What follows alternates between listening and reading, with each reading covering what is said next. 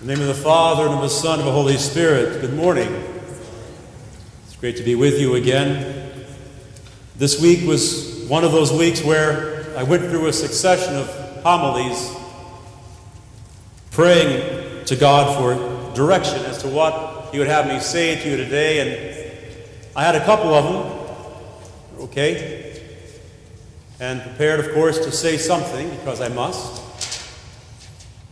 And then I opened my email this morning to check on an email message that I wanted to make sure that I read for some reason. And in that email, one of our parents here in the community stated that there was hope that I would say something about the events this week. So that's what I have been praying this morning to ask God to give me the wisdom to do. This morning is a beautiful morning. You've heard, of course, our beautiful children singing to us. And it always fills my heart with such joy and hope when I hear and see our kids. I'm sure you would agree. Today's also graduation Sunday, so we can really celebrate the accomplishments of our little ones. And looking out, I see all of our beautiful children. Grandson George is here with us today. We have to say goodbye this evening at the airport. Last week was amazing. We had a chance to be in Colorado with all of our family and really just marvel at our grandkids. And so, of course, we understand that, man, there's nothing better in life than our kids, our grandkids. I mean, that's the summation of all of our hopes, isn't it? That's just the nectar of life, is to be with our little ones. And to hear them praising God is like listening to the angels sing, really. There are this morning, again, 10 families for whom that joy is wholly absent. There are, again, 10 families for whom the sun did not rise today. 10 families today who are grieving, mourning the untimely loss of their dear ones, as you know, and yet another shooting event in Texas. Mount Kilauea is erupting on the Big Island in Hawaii, and of course reporters rush there because it's very dramatic, and so you saw, I'm sure as I did in the news this week, that they would stand as near to that lava flow and that fire and smoke and sulfur and ash and that dramatic tableau, and they would say things like, it's as if we're standing at the very gates of hell. And while that is an apt metaphor, I suppose, and a very potent sort of a word picture, when we see these events, as we see again and again and again in our country, we are standing at the very gates of hell. We sort of run out of words, don't we? And so we develop a vocabulary where we say things like, there's a situation in a high school, but it's okay because the building is secure. As if the building itself was ever in any danger. And so we develop colloquialisms and narratives that help us sort of explain away these events because the reality of them is just far too horrific to contemplate. We become numb, and we have become numb. We feel powerless in the face of these events of children being slaughtered in the schools of America. God help us.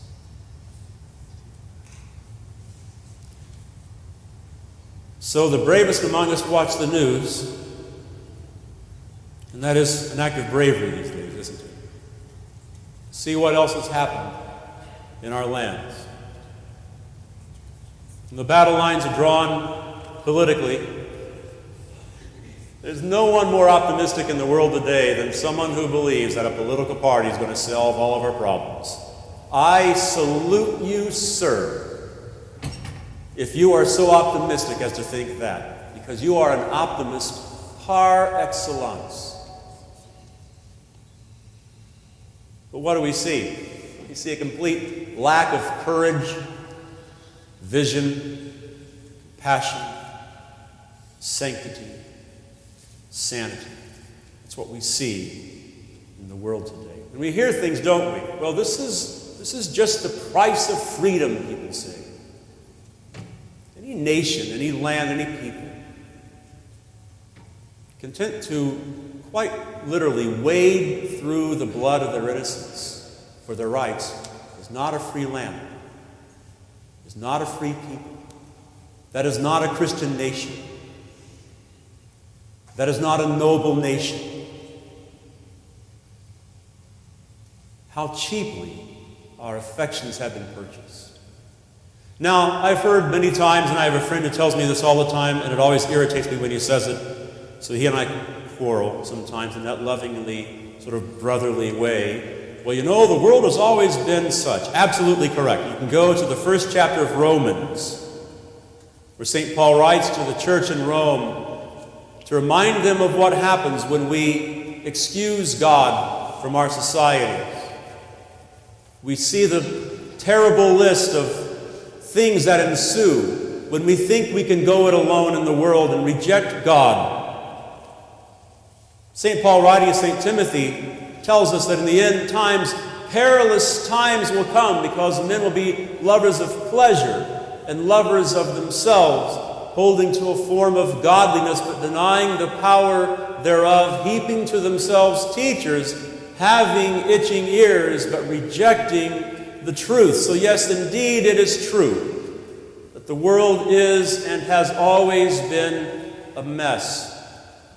This is why God consented to be nailed to a cross, and nothing any less graphic and potent than that sacrifice could possibly have saved us. So yes, it is true that the world is a mess. But what is our role in that? And that is really the question today. What is our role in this? Because, beloved, we have a role to play. I've said it before in the censing rubrics when I do the great censing, and I've censed all the icons in the throne. And I turn around, the next thing that I do is I cense down the middle aisle before I begin censing the rows. And why is that done? Well, if, like me, you are a fan and have been encouraged by the ministry of Father Alexander Schmemann of sacred memory, in his beautiful book, For the Life of the World, you will recall that everything that we do here, we do not just for ourselves, but for the world. So in censing down the middle aisle, I'm reminding myself and all of you that we have a role to play in the world, in sanctifying, in Christifying the world, and in bringing the light of Christ to everyone that we encounter. That is, our sacred role is to purify and to sanctify the world itself. Beloved, where are we today? At this pivotal moment in human history, when the world so desperately needs the church to be the church, where are we? Look around. If not for the numbness that consumes us, if not for the apathy that binds us, this church and every church would be full to capacity. But not eventually, but at the very beginning. If we understood who we are in Jesus Christ, if we had a glimpse of the kingdom of which we are citizens, if we had any inkling and insight into the power of prayer, these pews would be full every Sunday. And not only that, but in developing our children spiritually, we would never countenance something so imbecilic as to keep our children out of church for any other event. If we understood the value of their souls, we would never contemplate keeping them out of service week after week after week while the world does its dastardly business in misshaping and misinforming their worldview. if we understood the inestimable worth of their souls and ours, we would pour whatever resources God put into our hands for their spiritual development to make sure that when they leave to go to school in the morning, that they were armed with the armaments that God has given us, as St. Paul lists for us in Ephesians. The helmet of salvation, the breastplate of righteousness, the sword of the Spirit.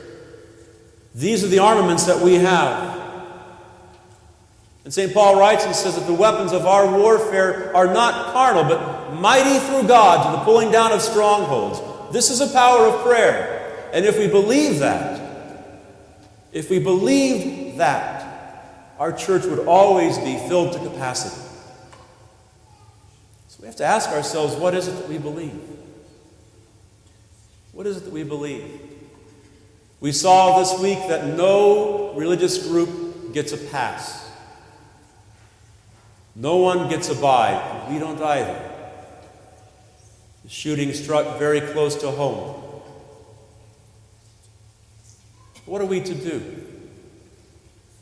Do we wring our hands? Do we cry out all of our tears and become, again, complacent and numb?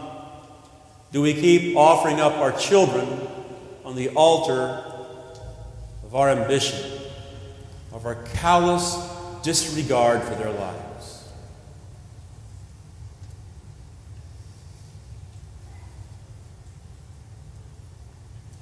Perhaps part of the remedy is that on every Sunday we commemorate each and every name of the slaughtered in this country. Every single Sunday. Because every child, in that sense, is our child. Would we as adults not throw ourselves in the middle of traffic to save even one of our little ones here? Of course we would. We would do anything to save our children. To save any child. We would gladly lay down our lives to rescue one precious life. Beloved, we have a role to play. And we see where our apathy has gotten us.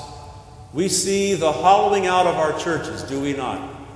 For many long years, we tried to deny the reality of that happening. But now it has become so manifest, so obvious, that even our narratives are collapsing. And we must admit something has gone wrong in our midst, that our churches stand empty and hollow. We have a role to play. God has placed into our hands the tools that we need. Prayer is a powerful medium. It does no good to shout at the darkness, but rather to become more and more aflame with the love of Christ, so that everywhere we go, people know that we are people of faith and of prayer, so that wherever our path takes us through life, we bring that sweet savor of the presence of Jesus Christ with us. Some will be attracted to that, and others repelled. But that is our role. Other practical things that we can do, yes. A young man asked Frederick Douglass towards the end of his life, "What can I do?" And Frederick Douglass, one of my heroes, said, "Agitate, agitate, agitate." But beloved, even if we do that, we must speak prophetically, not politically. We have words of the kingdom to share. We have the light of the kingdom to shine on the hearts of others. We are citizens of a kingdom that holds the different principles that cannot be neatly fit into any political party. Heaven grieves. Heaven cries. Saints of God weep. St. John writes that the martyrs beneath the throne of Christ cry out to him, "How long, O Lord, how long?" We dare not shrug. We dare not shrug. We must challenge ourselves. We must challenge ourselves and evaluate and assess ourselves. Because so long as this church and others like it stand empty, and the services come and go, what hope does the world have. Christ is the light, the way, the truth. We have the light to shine. And if we don't shine it, brothers, there's no one else to do that for us. No one. That is our job. So we grieve. And it is appropriate to grieve. But let us grieve, as St. Paul said, in hope that even this grim situation can be turned. That if we would simply do our jobs as followers of Jesus Christ, that even this grave darkness can be dispelled. We have a job to do. We have a role to play. Let's get to it.